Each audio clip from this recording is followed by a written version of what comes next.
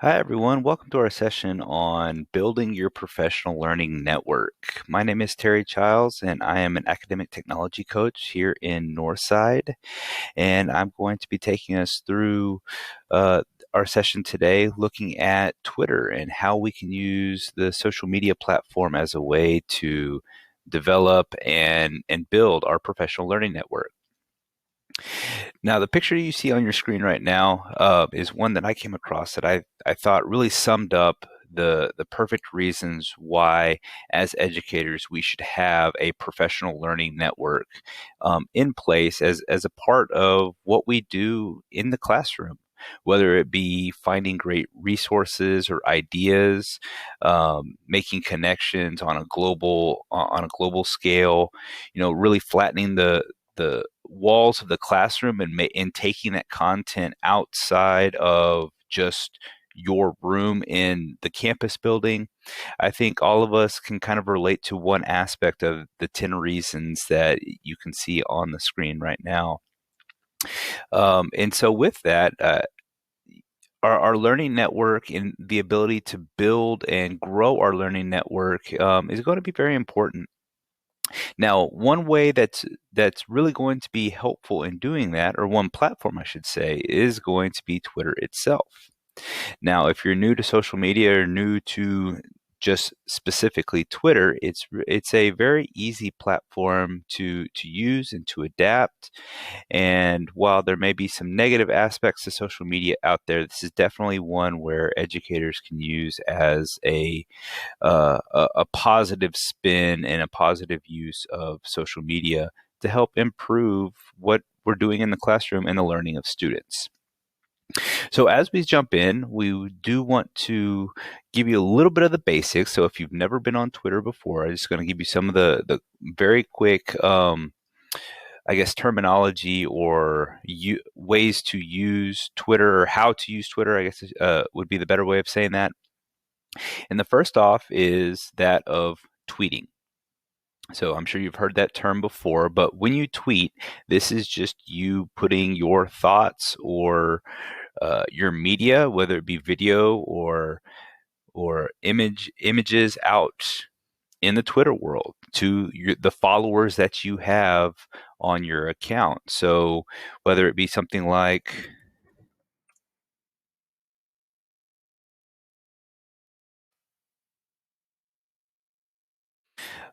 just a simple comment, or if I wanted to add again some sort of media to that, I could do so.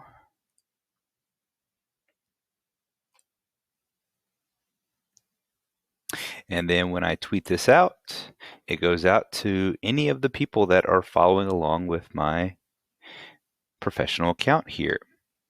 And so you see that it shows up here on my timeline, on my feed, goes out to whoever. You can see what I've tweeted out, what I've replied to, any sort of media that I've tweeted out at some point, comments and tweets that I've liked from others. We can pull those up. And that's really the basics of Twitter itself, is that I'm going in, I'm tweeting out something from me, or if I have a colleague or I come across something that I really like, I can actually tweet out that other person's tweet. And this is where our retweet button comes into play here. The square with the arrows. If I click on that, it gives me two options to where I can take Lizzie's tweet here, retweet it, and it broadcasts what she says to all of my followers. Or I can do what's called a quote tweet, to where it gives her tweet, but then it also allows me to add a little bit of a commentary to that as well. So um, it works very similar to what I just showed you. You have the little heart, that's just your like. So as you come across something, if someone says something that is in agreement or something that you agree with, you can always go in and like that to show your support for what one of the people you're following has put out there. And really, that's the basics of how to use Twitter. So if we're thinking of this from a professional learning network standpoint, how do we start that professional network? And so if you're asking yourself that, that's a really good question. And what you'll see up here in the top right is our search Twitter bar. And so if we're looking for, and in this case, since it's a professional network, we'd really want to look up colleagues or prominent names, maybe even some companies, some educational companies like Nearpod or um, College Board, Flipgrid, those companies that have an investment and a stake in education in the educational field. Those could be some that we want to search up, but we can do that by just simply typing into the search bar. So um, let's use College Board as an example. So what you'll see is that it'll give you a list of every user that has that College Board in their name. Now, these little check marks, that's your indication that that's um, the official account for some of these large corporations or really high profile figures. There is a process that Twitter goes through in order to verify that. Different users can be verified as well. Generally, the majority of users aren't going to get a verification badge, but for large companies like, in this case, College Board, if we click on that, that little check mark is going to tell us that it is our official account. So if I come in here, I can click the follow button, and now anytime that College Board tweets out anything, like this one on deadlines, I'm going to get that notification in my home screen here. So, and we see this one from Baylor football just popped up that wasn't there 31 seconds ago. But as that pops up, it's going to fill into my stream here, just like as if you were on Facebook or Instagram, the same way that they have streams, the same thing here. So it's going to show up in my home account. And really, that's all there is to begin building your network, is going in and finding colleagues that you might work with.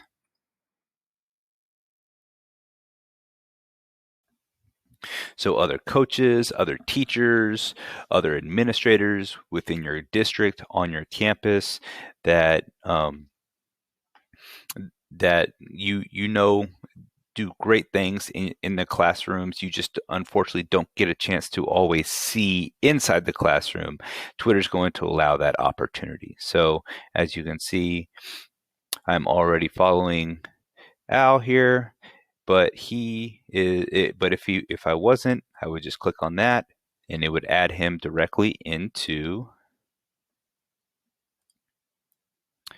my list over here of who I'm following.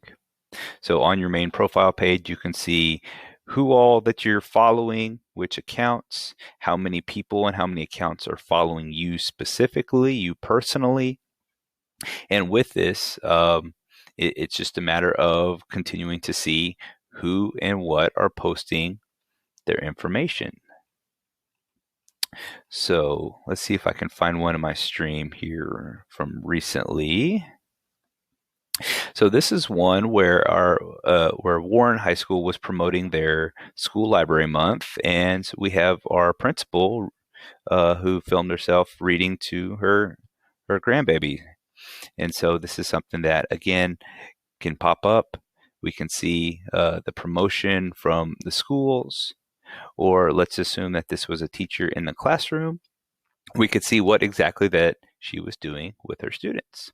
So a really great way to help promote that. Now, another way to promote yourself and also build your professional learning network is with EdChats, what are called EdChats. And now what I'm doing here is I'm opening up a second tab, and what I'm using right now is called TweetDeck. This is a really good resource, a really cool tool. In addition to the Twitter platform itself, obviously the two are tied together, but if you're doing something like an EdChat, this is an easy way to help you kind of differentiate or show different comments that come up. And so here in our district, we had our last Ed Chat back in 2020, so May of 2020, we had our last one. And basically, what an Ed Chat is you have a topic that's going to be covered and a series of questions or discussion topics that are going to be posted. And anybody who's following along to that Ed Chat is going to reply to it.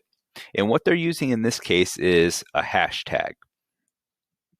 So I mentioned about tweeting earlier, and what you'll notice with tweets is oftentimes they're going to have what's called a hashtag. That's this little pound symbol and then some sort of indication afterwards. Now, sometimes hashtags are used to provide context to a tweet. It could be a funny or a snarky little saying. In this case of an Ed Chat, this is how we are finding and essentially organizing all of the tweets together. So what you'll notice is everything in this column that I have under for the NISD Ed Chat, all are going to have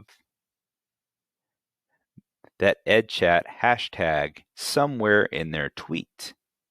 And so by me coming into TweetDeck, what I can do is I can set up these different columns.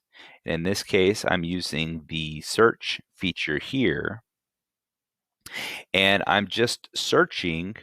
I could search for a person, but in this case, I'm going to search the hashtag. So these are great for district discussions on curriculum. I know I've done this personally with my students that we used in Ed Chat as a way to do at-home review. This is another example for some of our high school football coaches. We see that they actually have a high school football chat. And so oftentimes this is one that I follow just to see kind of what are some of the ways that coaches are setting up offenses, where ways that they are adapting to defenses. And you see ones like tweets like these here to where in the football chat, they've posed a question and you see that this person is answering. So the answer to question 7, I like to work on cutting on tackle rings once a week. We use outside zone steps, climbing to the second level, and cutting the backer. So this is them having a conversation. And the great thing about these Ed Chats is they can be done in real time and oftentimes are, but they also don't have to be because these are things that, again, they're being posted out. I can come in and if I wanted to respond to this question right here in our Northside Ed Chat, I could reply to it here almost a year later as well. So it's good for both the in real time, but also if you might have to miss or don't have the time to sit down and follow along while it's going on, you can always catch up later as well. So this is another great way for you to build that network because not only are you working with colleagues within the district, but on some of these statewide or nationwide Ed Chats that go out, you can find others that post as well. So if I really liked what this coach had said on his reply to the question, then that could be someone that I click into and begin to follow. So really, it depends on what type of information, or going back to our 10 reasons, what reason you fall into on this chart, this table here, as to why and who you would want to build up your network with. So with that, as we begin to build our network, what we can do is within that network, start sending out our own posts. And we could do that in different ways. We can do that for just to highlight student achievement. We can do that as sort of a community builder and communication out to parents, to teachers, to other teachers, to students. We can use it to help brand ourselves as public educators. And so we have a lot of different ways and reasons for tweeting out. One I want to highlight is, as I mentioned, the community communication. Now, I know that a lot of our high schools are really good about this in terms of showing appreciation for our bus drivers, or when they have former students that go on to do big things in college and beyond.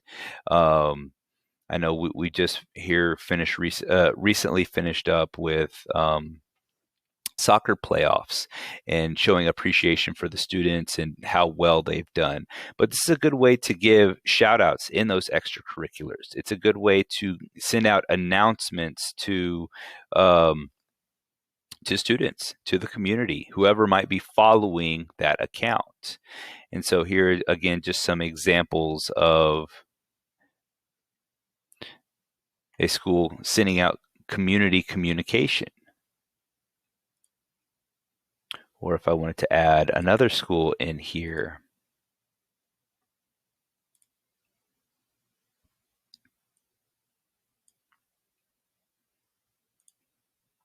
I can do so. I really like how Communication Arts sends out happy birthday announcements to their students. That's really neat. Um, this is a good one.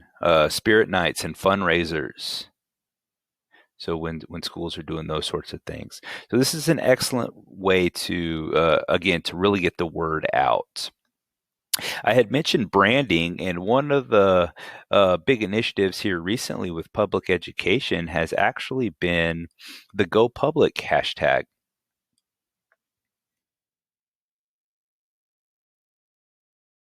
So let me highlight that and show you what I'm talking about there. Again, from a public educator standpoint, you have a bunch of districts, you have a bunch of schools from across the state, from across the nation that have been using the Go Public hashtags as a way to draw attention to the great work and great things that are taking place in our classrooms. This is a good way to highlight student work and to show off, student performance. And really, with the Go Public initiative, this is bringing a lot of that good attention back to our schools. And using that idea is really something that we can do about bringing attention to the great things we individually are doing in our classes as well. One example of this is a teacher that I'm working with um, that is a lifetime nutrition teacher. And so she's doing this emotional and physical wellness lesson slash activity before school here coming up, and this is something that we can highlight and again not only get the word out but showing how cool is this to be able to have a time of yoga and healthy breakfast to promote that healthy living lifestyle and really bring the class out into the real world and vice versa, bring the real world into class as well. So I just thought that was a um, really cool application there of that, and again is a perfect way for us to brand things. Now, in addition to just simply highlighting student work in our classroom, I had talked about bringing the class out into the real world. So what I also wanted to share with you are some ways that we could adapt this not only from a learning network standpoint, but also bringing the students in and having them involved with Twitter as well. So here are a couple of ideas that you can use for having the students use social media in a positive manner that brings our class out to their real lives. This was one that I used in my US history class. That it was essentially a bingo game, but as a way to complete the squares, the students had to tweet out each of these different real life history or social studies activities that would affect them. So each of these were topics that we discovered or that we discovered or learned about while we were covering over the course of the year. And so I just put each of them into a square. And if a student was interested, they could attend a city council meeting, tweet a picture of themselves at the city council meeting. Boom, they got that one. And then I offered extra credit for if they completed any of the bingos, the verticals, the horizontals, or even the diagonals. And then if they blacked out the board by doing all of them, they could do that as well. So a cool little spin on that to try again to take it out of the four walls. Again, bringing those walls down. And let's face it, the kids, all of them are going to have their phone on them 24/7. So if we can get them thinking about our class, even when they're at the mall or downtown, then that's a great win for us as educators. Another idea here was, and this one was a project that we used during our westward expansion lesson and unit, and this was kind of a cool take on the mean tweets. I think you see that on Jimmy Fallon or Jimmy Kimmel, one of those Jimmy shows late at night. But they also always have the celebrities reading mean tweets about themselves, and that's kind of funny. So we kind of took that idea and twisted it to put it into our content format. And so for this project, we gave the students two options. Either option one, they're going to choose 4 of the land areas from westward expansion, and then they were going to tweet about it. So I'm limiting them to, at this time, Twitter was only 140 characters, but in that compressed amount of time, they had to tweet out about the Louisiana Purchase. And it really goes along with, I think it was Steve Jobs that said, simplicity is the highest form of sophistication. If that wasn't Steve Jobs, then forgive me on that. But really, how do we take this important piece of information and compress it down to the most important aspect? And so I gave an example here from the Civil War. And so you can see the tweet here at William Sherman. Your performance in Atlanta was fire. Can't wait to see you in Savannah. And then I gave an example of how all of those pieces of information in the tweet were explained and related to Sherman's importance on the Civil War. So in 103 characters, if a student were to tweet that out, this is what they would be referencing right there. So I thought that would be a good option for the students. Or a fun option that they were also given was to have a Twitter battle between 2 of the land territories. So let's say Texas and Louisiana Purchase. So they had to have a Twitter fight going back and forth saying which one was the better of the 2 land acquisitions during Manifest Destiny. And then I just gave them points for if they had the proper facts, a unique hashtag, again, to provide context to it. And then even had an adaptation for if some of my students did not have the ability to get on social media, they could always still do it in a paper format as well. So you do have those options there for it. But this was something that, again, it's taking something that the kids are familiar with, even if they may not be on Twitter themselves, they're familiar with it. They're familiar with social media. And so by being able to take that platform that they do have information about or know about, now we're bringing in something from our class in order to make that information stick. So looking at all of these different ideas, I hope that you guys will give Twitter a look. If you haven't already signed up for an account, or maybe you haven't logged into the account in a long time, really come back to it and really utilize that for your professional learning network. because this is a great resource. I know for me, I've stolen tons of ideas from colleagues and people that I follow on here, and am just able to better myself as an educator by using that. So, if you haven't, or if you haven't in a long time, I think you should really give it a shot. And if you have any questions on that, again, my name is Terry Childs. You can email me at terry.childs@nic.net, or get on Twitter, shoot me a direct message, send me a tweet, and I'll answer any questions that you might have on that. But with that, I appreciate you guys joining us here. I look forward to hearing from you.